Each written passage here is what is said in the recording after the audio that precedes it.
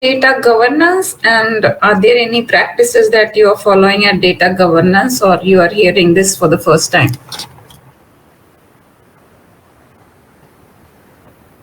Then I'll just do some recap and then we'll start.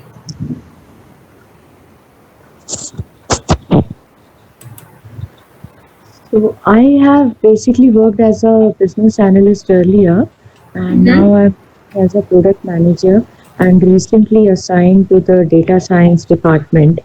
So I need to build up my data science capabilities. Okay. That's why I'm here.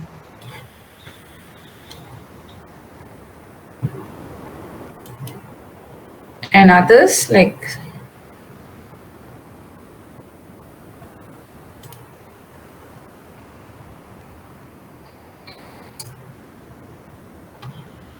okay. We had like two sessions already on the data governance, like how do you manage the data science project. Uh, so this is the third session where I'm going to talk more about data documentation, how to document the data, because one of the aspects of data governance is to document the data.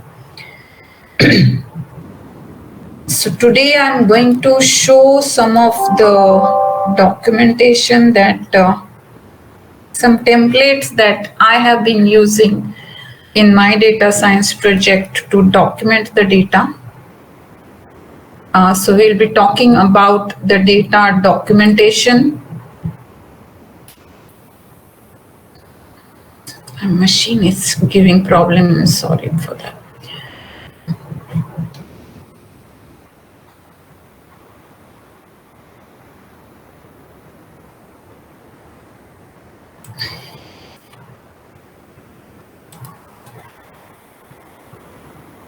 Okay. So are you documenting any of the data? Have you documented the data that you are doing? What kind of documentation that we are doing? You are actually doing for data right now in your organization? I'm basically working on a forecast model which is using ETS and Sarima, so kind of new on this project. And I don't have to code per se, but it's important to understand what's going on inside, plus the data which is being fed into the system and the output. Basically, the forecast model has been developed in March, and the forecast is currently way off the mark. So we have to get at least 90 plus Yeah, correct forecast. actually, yeah. Before you actually go to a forecast model, Uh-huh. uh, you have to document the data. You have to Right, first understand the data. You have to document the data, right, because your focus model is not working. Maybe you are not using the right parameters. There are something that has been missing. right. That is also possible, or it is also possible that the forecast model is not proper. Right. Um, I yeah, have to document the data and the parameters, so this session is going to be really helpful. And if I could get access to some templates which could be used, or how to get started to document the data, sure. and also document the outcomes of the reports on a daily and weekly basis. So have to start mapping that too. Yeah, correct. Thanks.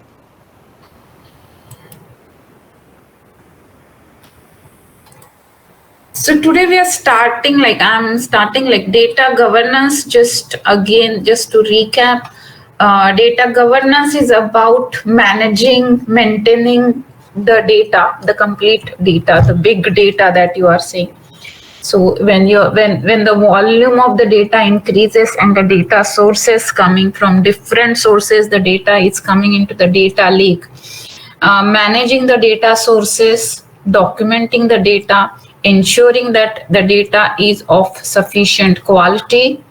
There is a proper way of managing the missing data, or how you can going to address the missing data, how you are going to do manage the data security, what kind of data privacy laws you have to apply, who are the stakeholders that are going to do. So all these aspects come into the data governance.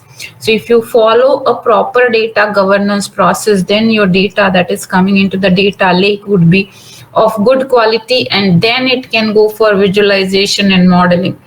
If these policies are not followed, then the data inside your data lake is not proper, then obviously the model or the visualization that you do will fail. Apart from that, you have to ensure that the security and privacy laws are followed. So each data science project should have a data governance policy, which should be derived from your organization policy, which can be derived from your organization policy, which will decide which are the data sources, how you are going to maintain those data sources, at what frequency you will be pulling the data into your data lake, what are the quality measures that you are going to apply, how you are going to maintain integrity of the data, and privacy, security and privacy laws, because this would be a legal implication. You are not supposed to be using the data if it is not owned by you. So all these things has to be documented properly, which becomes a data governance policy, and it can be documented. There are various tools of data governance, which I'm going to cover in the next session. But today I'm just going to tell you like how to document the data, and I'm going to show you a sample data documentation that I have done. It's a simple Excel kind of template, but that we find very, very useful, and maintaining that document itself is a big task. So this becomes a live document for us to manage the data, manage the stakeholders, and then finding out how what are the kind of the data processing that we're going to do, what are the rules, what are the formulas, and what is the metadata. So all those things I'm going to show you. So Avni, please this part of the session, because I'm going to show you some live data. I don't want this to be recorded because of the security policy. So once I show, after I complete this data documentation, then we can start recording. So you are not recording right now, correct? Okay, ma'am. We'll stop the recording. Yeah, right. So just stop it for some time, and then I'll tell you aspects of data governance. If you don't do this well, your project won't sustain, because things are quite complicated in big data. There is hundreds of fields there. Every field has a different logic. And any small error can become a big error, because you are dealing with a large volume of the data. So a data catalog provides an enterprise view of all the data. So if you're a data scientist or data engineer, or even in the business owner, you need to understand the data before you can take any actions on it. So data catalog provides an enterprise view of all the data. Data catalog stores metadata, because there's a lot of metadata to be managed, because everywhere we are using different metadata is data about data. That is what we call it as a metadata, and metadata it's becoming very, very crucial now, because without metadata you cannot start your logic, you cannot build your visualization, you cannot really interpret the data. So there are three types of metadata, which we can call it as a technical metadata, business metadata, or operational metadata. So technical metadata is about data sources, database tables. Like if some of your data sources could be your SAP system, Oracle system, some databases, some IoT devices, some sensors, some social media data. So all these are kind of the data that is coming into your system. So technical metadata will record what are the data sources, how the data is coming, which tables are coming into your data lake. Then comes the business metadata, like there would be various information about these things. There are various abbreviations that is been used, including like PIN codes, or maybe there is some abbreviations like Mumbai, would maybe call it as Bombay, or maybe MU is Mumbai, something like that. So all those definitions, maybe here we have like if we are doing some ticket analytics kind of thing, we have incidents called as INC, problem has called PR. So some all those abbreviations that is used, and not everybody would be familiar with that. So you have to document that. What are the variables coming, from where that variable is coming, how it is coming into your system, what are the formulas that has been used. So all those things becomes a part of business metadata. If you don't do this, it is not possible to actually do any visualization, or the visualization may not make any sense. Then comes the operational metadata, like it will, because you are supposed to be maintaining the data, you are supposed to be maintaining privacy and security of the data. So operational metadata means who has access, what is the purpose, and what are the, when the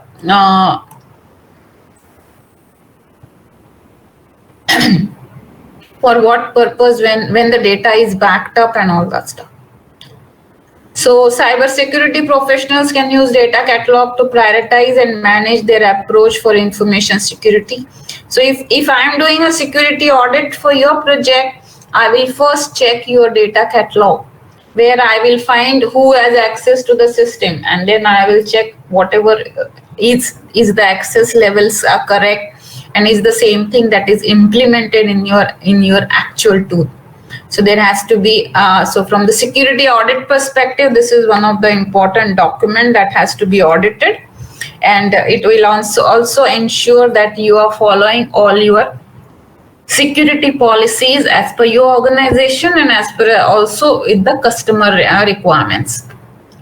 Without data catalog, really you cannot sustain a data science project. So it has to be implemented in each and every data science project, and it will improve your operational efficiency, and it would definitely reduce the cost and efforts, because if there is one error, if you're not aware of how the error is coming, and finding out how to fix error takes more time than actually fixing the error. So this is how your data to be documented, and it has to be as per your data governance policy.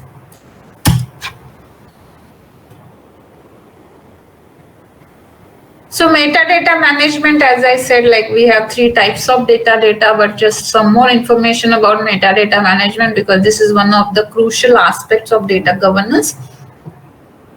It is a set of data that describes and gives information of other data. It's data about data. It summarizes basic information about the data.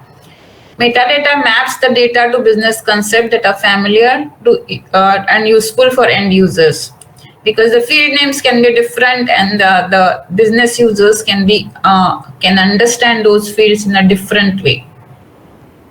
Metadata describes the information in the data warehouse, what it means, where it's come from, how it is calculated, when it is loaded, and who owns it.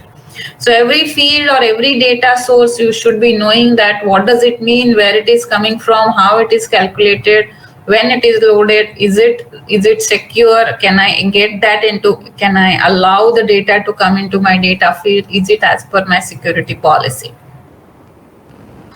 So business data shows non-technical users where to find information in the data warehouse, where it is coming from, how it is going there, describes what are the quality rules that we are showing, and provide assistance in how to interpret it.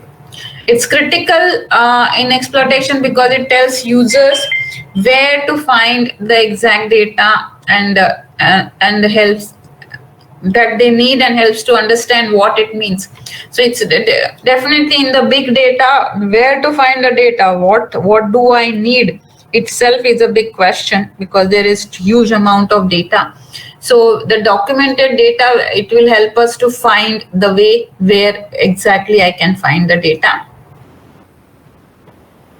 So metadata management is like it improves the decision making accuracy, it reduces the training cost, it increases user confidence in data, which obviously use higher usage and higher productivity, and allows sophisticated data quality processing and identifying mistakes and problem with the data source. So this complete thing is about metadata management. So, in a nutshell, like metadata management is important and you have to address it somehow in your data science project. The method can be different. You can document in whatever the way or whatever the tools that are there, but it has to be managed and updated because metadata keeps on changing and we are really because the definitions are changing, because the business definitions are changing, because how suppose I am getting data from an IoT device and some calibration happens into IoT devices, and if I don't know that, my rules, my results can go wrong. So all those things has to be documented. And what does it means? What are the threshold values? What does it mean by good data? What is when I say that this signal is green or when I say the signal is red?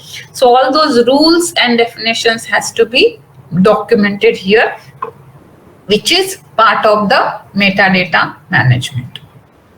Any question here? Have you been managing metadata?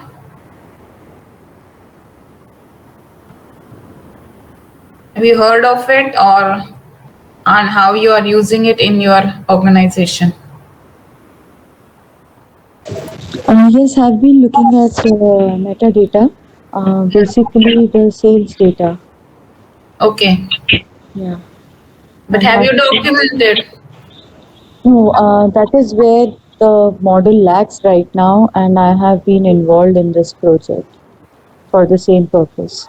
Okay. Yeah. So that's good. So actually, then you should start documenting it. Otherwise, Right. it will be very difficult if your team is of a large size. Everybody would be on a different page Agreed. unless you document it. Agreed. Because Agreed. every data definition can change, and the data can change as per, like, everybody has their own nicknames, and then if if you don't follow the rules, then the data interpretation can go wrong. I There are agree. too many And nicknames in the data right now. Hmm? yeah, Okay. which is why I'm here and post this session if it is fine. If you could share the template without data, that could help, or if you could help me with some links which could provide some good templates because this is what I'm looking at right now. Just like prepare your own template, like where the data sources, where you are putting all the data definitions. You have seen the template that I've used. It's nothing very great.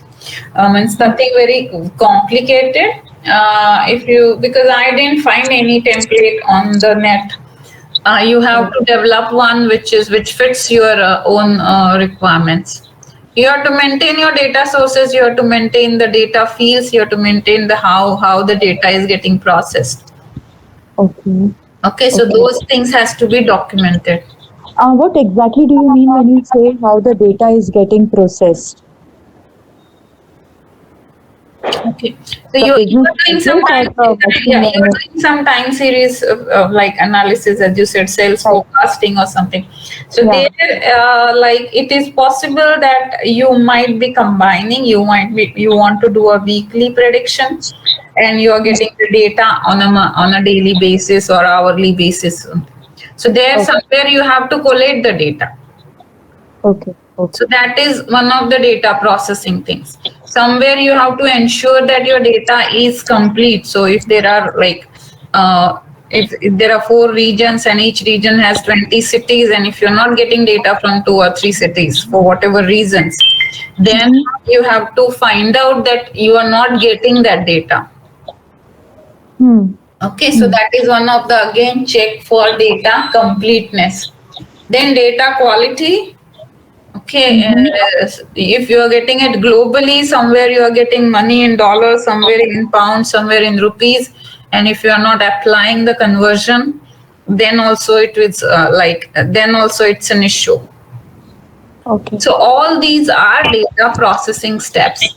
For certain time, like for certain week, you didn't get data from particular city or particular department.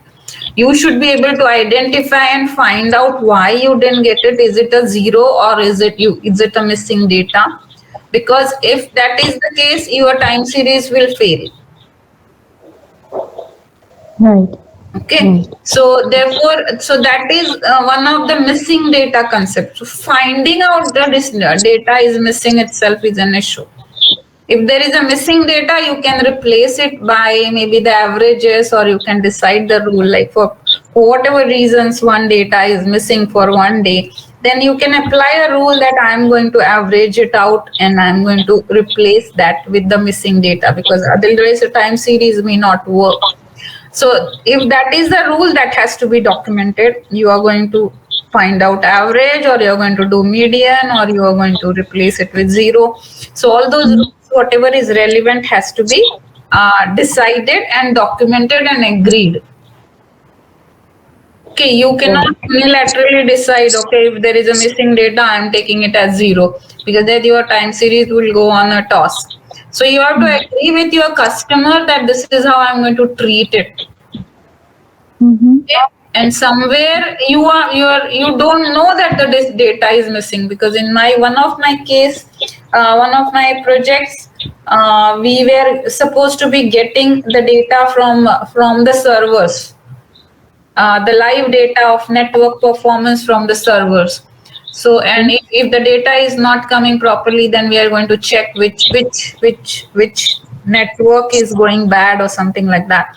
So in that case, I don't know. When we found out that some servers are not sending only the data, because some connection is missing.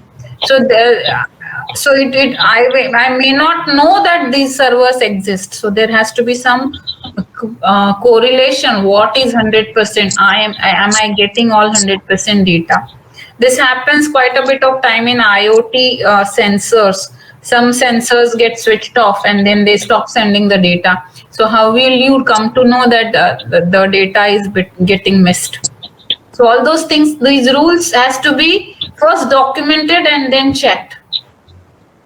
Suppose in Right. my system I am supposed to get the data from 100 IoT sensors, and each IoT sensor is sending me hourly data of 100 rows. So it's become very huge data. So there I have to say that if I am not getting one data set from one IoT sensor, then that becomes a missing data. So I need to know what is my 100% and how I am going to correlate it. Okay. Okay. Yeah. Okay. Yeah. So all And those just things one has to be query. documented. Yeah. Yeah. Yeah. Let's say there is missing data. It's identified, but then um, the data got corrupt, or we do not have correct data. Then the only option left is to replace it with some average value, right? Not necessary. So, like somewhere you can replace it by average. Sometimes average may not be the correct one. You might have to replace by minimum or maximum, or it can be a business decision. So you cannot generalize it. Okay. Okay. You cannot Got it. generalize that I can replace it by average. Okay. Okay. So Fine. Fine. depending on those things, sometimes you might have to replace it by median, sometimes by some other number. So that has to be agreed with the SME, Mm-hmm. and that has to be decided upfront. Then that becomes a rule. And then you just write that rule in your Python so that all missing values would get replaced by averages. Right. Right. Okay. Right. So Yeah. the decision is what is to be done, then it has to be agreed first, and Mm-hmm. then it has to be documented, and then it has to be written in your Python or whatever script you are doing to, and then it has to be implemented, and then you have to test whether the rule is implemented properly. And after implementation, whether your time series model is working or not. Okay. So all those things becomes a complete sequence, and data governance is about the first part, like whether you decided the rule, whether you documented the rule, whether you implemented that rule. Okay. Okay. Thank you. Yeah. Yeah. Thanks.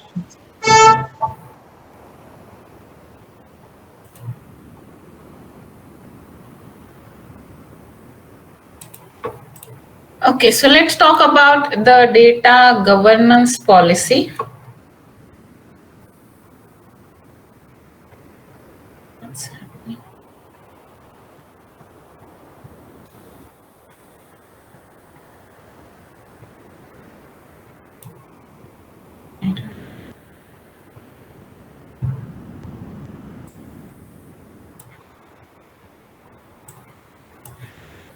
Not going into.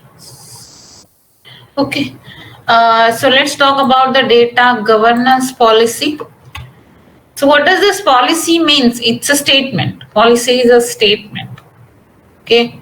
What is it? Like in pandemic, like we should be having 100% vaccination is a policy. If you have to travel, you have to be fully vaccinated. That's a policy. So it's a statement. So once you have that as a statement, then it will have subsequent methods and procedures to implement that policy. So like every data science project should have a data governance policy. So it's an agreed approach or a guiding decision. It's a statement and it has to be implemented. So policies are heart of data governance. Without policies, you cannot really govern the data. It's what are the rules that you are going to establish for your project.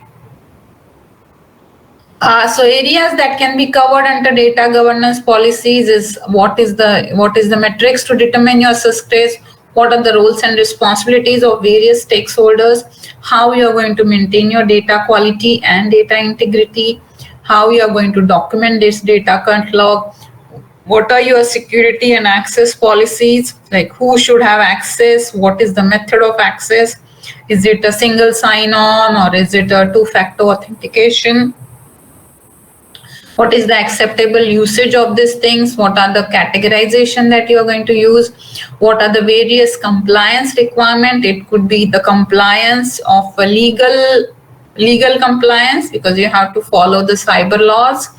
You cannot start using the data the way you want. So all the cyber laws has to be applied, whether it is a GDPR to be applied or HIPAA to be applied.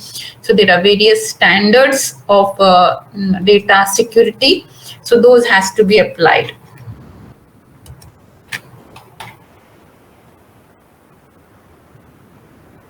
So how does data governance and AI are related? Are they related? If you don't do data governance, forget about AI. Nothing will work. Your decisions won't be proper. So without data governance, if you start doing connected cars or driverless cars, the accidents are for sure. So data governance is must for any AI project. This is basic foundation. Without this, you cannot proceed. So data governance helps to ensure quality of data for AI usage. If your model is not built on a proper quality data, the model will not perform well. And if you're doing AI, it is all automated. So there is no question here, any interpretation. So your model is built, you are using the model, decisions are taken and everything happens everywhere. So if you don't do data governance, forget about any AI, forget about any machine learning model. So this is the basic first step, and you have to follow all these data governance policies. Your team has to be sure that what data that they are using, and then only you can think about any machine learning model or AI. So data governance is foundation of all this ML and AI. Okay. So AI will also increase the need of data governance. Okay, so to ensure that data is used ethically, again, this is again a new aspects that is coming into the data governance now. Whether I'm using the data ethically, okay, is it the correct way of measuring? Okay, so with AI, data governance becomes the basic need if you have to implement any machine learning or AI model.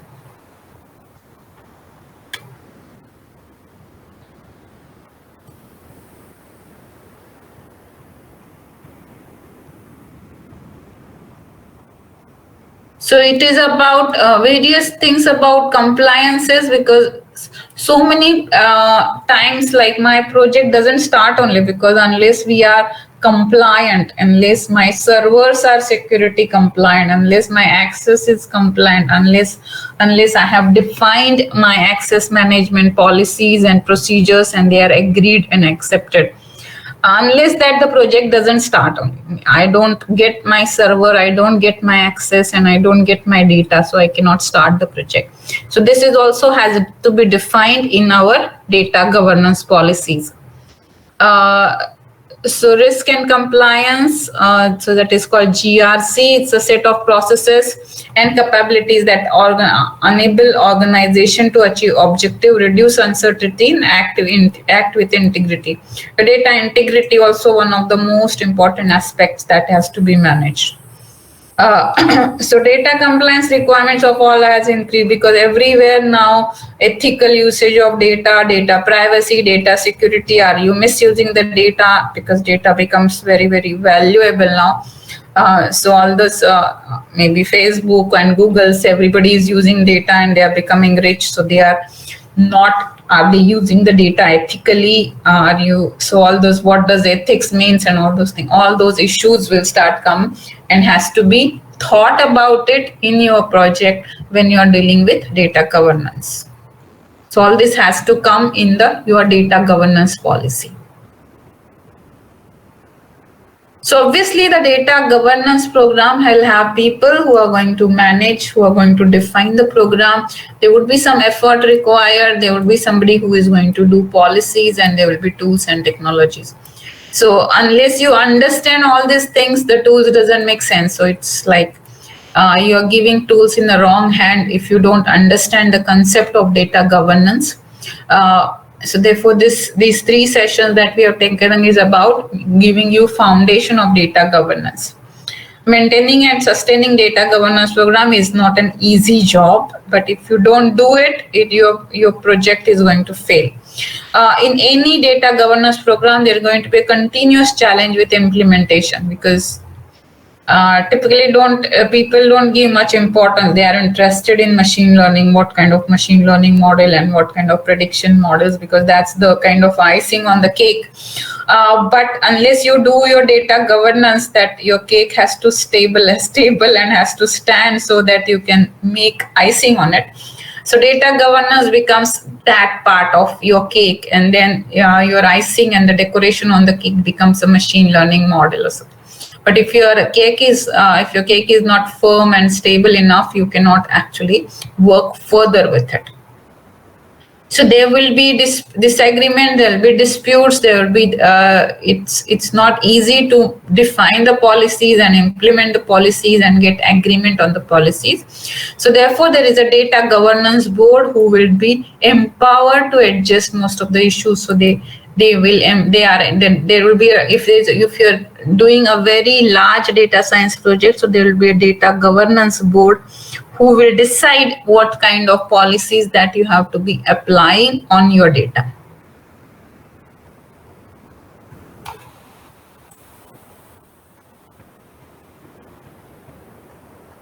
So there is a lot of data cleaning is one of the most important aspects. Like some data becomes precious as time grows, some data becomes garbage as time grows.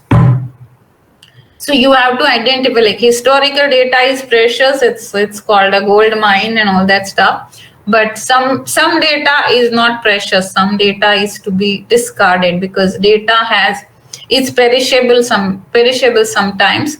So with the time, some data has to be discarded also. So then the data governance policy has to define what does the data retention policy, what kind of data is to be deleted from the system, what kind of data is to be backed up, because here you have to understand the data storage cost is one of the significant cost for your project. As your data grows, the data storage cost also has to be considered. So your data governance policy also should define what is to be deleted, when it is to be deleted, what is to be backed up, where it has to be backed up, on what media it has to be backed up, what are the retrieval policies and all those things that has to be part of your data governance policies. So redundant, outdated and trivial information, that's what is called as rot, that has to be deleted. So there has to be like monthly batch process to run off so that some data gets cleaned up. So defining what is redundant, defining what does it mean by outdated, defining what does trivial information means, and then converting this into a rule so that I can write a statement in Python and then delete the data that is not required. So it's a big thing. So that has to be defined in your data governance policy, like this is the way this information can be deleted, this information to be deleted.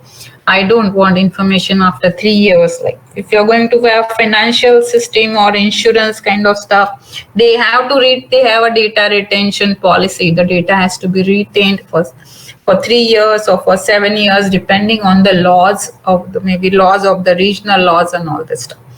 So you have to define this, what is redundant, and how to delete the data, how to clean the data, how to back up a data. Because if your data keeps on growing, it is going to be a burden on your system and your models won't perform. Your system performance would be low, and then there would be a complaint from the customer that your dashboards are loading very slowly or it's taking more time.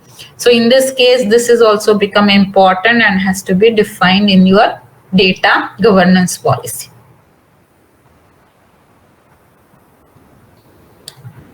I think we are nearing end of the hour. Maybe we can take discussion for 5 minutes and then any questions, and then we will resume in our next session. So if you have any questions, please, we can have some short discussion or the questions on this topic, and then we can close in 10 minutes.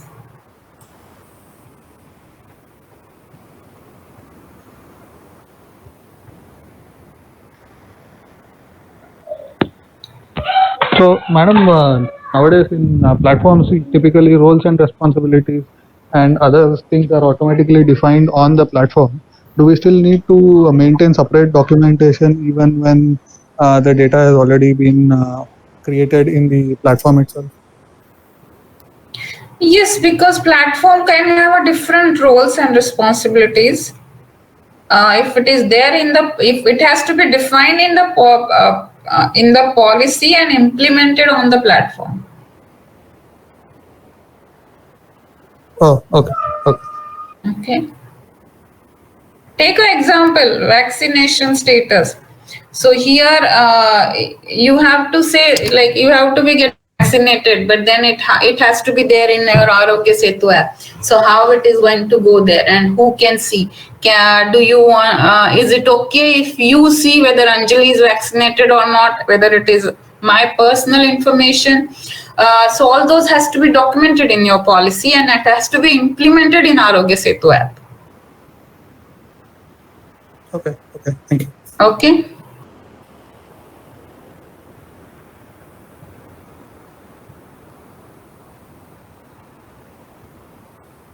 So please focus on like maybe if you're working on any what kind of documentation that you have, and whether it is getting updated properly, and can you hand it over to somebody else, and is the documentation is clear enough so that next person who is taking over on the project has all the required documents clear, because that's where we lose a lot of time and efforts.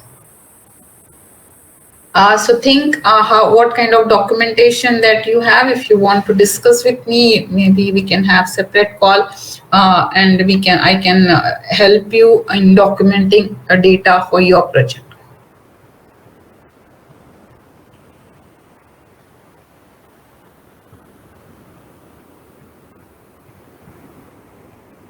Because this is not, it typically gets overlooked. And we burn fingers if you are doing a sustainable data science project. If you're doing a small prototype, it doesn't matter. But if your sales model or it's going to run for years and various departments, all those things, then this becomes a crucial thing.